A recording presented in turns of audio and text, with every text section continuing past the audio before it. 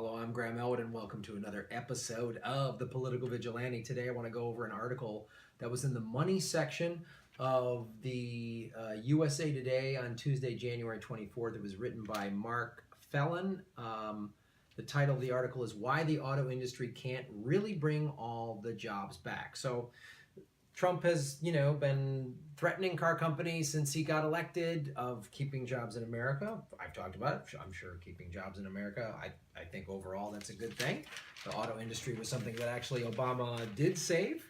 And this article is going to go into sort of some of the statements that the auto companies have made and the reality of it. So a quick statistic here, U.S. auto exports hit a record 2.7 million in 2016. We exported 2.7 million American cars around the world this past year, 2016.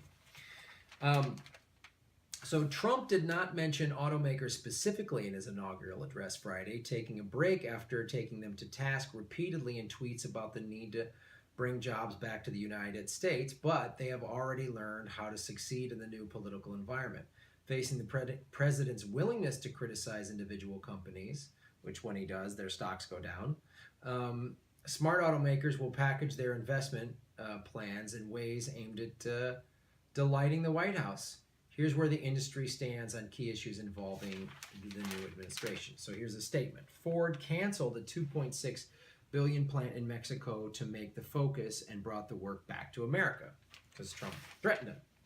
The reality, Ford canceled plans to build a new assembly plant in Mexico. Bad news for Mexico, but not necessarily good news for the United States. The move, however, didn't prevent the moving of production of the Focus compact car from Michigan to Mexico.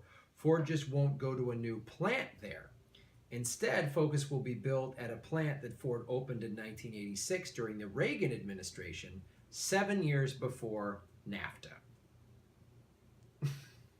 This is how it's getting done. Here's another statement. Moving Focus production to Mexico would have cost American jobs. That was the notion. The reality, the Wayne assembly plant in suburban Michigan that built the Focus and other small cars is converting to build the midsize Ranger pickup and the Bronco SUV. Well, we didn't hear this in Trumpy's tweets. The plant's workers will be idle during the changeover, but their jobs should be more secure when they start making the trucks, which are likely to be more popular and profitable than small cars. The Ranger goes on sale next year, the Bronco in 2019. Interesting. Here's another statement. Detractors have charged that the U.S. doesn't export enough vehicles and we're losing in the global market.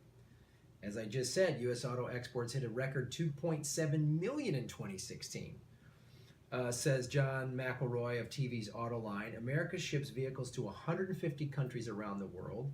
Ward's auto reports our largest trading partners are Canada, China, Mexico, and Germany, which I've been to China numerous times, and since their economy has really exploded in the last 10 years, one of the fanciest things you can get is an American car, like a Buick. I saw all these people driving all these fancy Buicks, which usually that's something only, your parents drive in America, but that's like a big fancy car.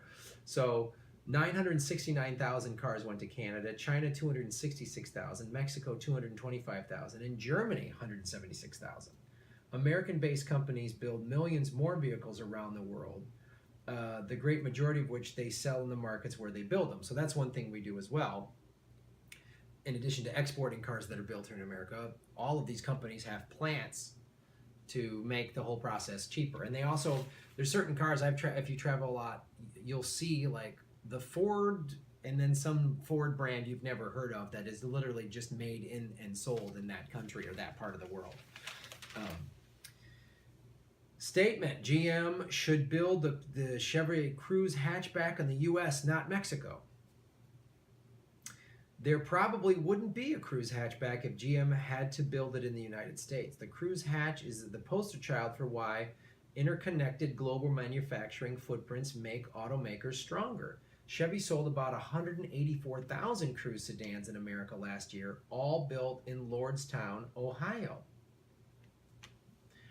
It brought 4,500 hatchbacks in from Mexico. GM wouldn't have invested millions of dollars for that few vehicles in its plant in Lordstown, Ohio, but it makes sense to build them in Mexico where the body style is popular and they sell well. Without Mexican production, the 4,500 Americans who bought Cruise hatchbacks might be lost to other car brands. That's a good point. Statement: Germany should buy more American cars. Germans already buy. The reality is Germans already buy hundreds of thousands of cars GM and Ford make in Germany, although the situation isn't helped by German Minister of Economics and Vice Chancellor Sigmar Gabriel's tart response that Americans should build better cars. Oh, the Germans, they kind of like their cars and they think they're the best ones on the planet. So this is good. This kind of brings it into the reality, and this is why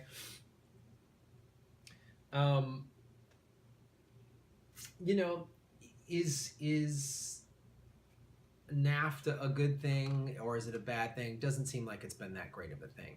But also, this is some hard evidence that, I mean, the auto industry in specific has been doing, you know, they got bailed out, and some people were against that bailed out. Oh, government's giving too much money, You know, why they shouldn't. I heard some people say, oh, we shouldn't bail out the auto industry. Well, we did, and it worked, and now the auto industry has just every year, like, had record sales, and then the next year they break their record sales. So, and some of the parts are made in other countries, and some of the parts are made here, and a lot of the assembly is done here. So, you know, fighting for American jobs is a good thing, but let's get the facts.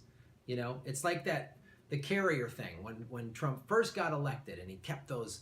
He said 1,100 jobs in the carrier plant in Indiana. It turned out only being 700, and then they got a $7 million government, you know, tax break for a carrier had a $4.5 billion profit last year. Sarah Palin called it crony capitalism. One of the few times ever I would ever agree with that moose hunter. So we're gonna stick to the facts here, the political vigilante guys, and we're gonna track it down. So pay close attention, read the fine lines, because that's the thing. Like that carrier deal, and then the union guy was mad, and then Trump went after the union guy. Every time he doesn't get his way, he pouts on Twitter. So read up. Thanks, guys. Like this video, subscribe, share it to your friends, spread the word, and give me your comments. If you come across some interesting articles, let me know. I'd love to talk about them. If there's something I'm out there, I mean, there's a million things to talk about. Thanks for watching.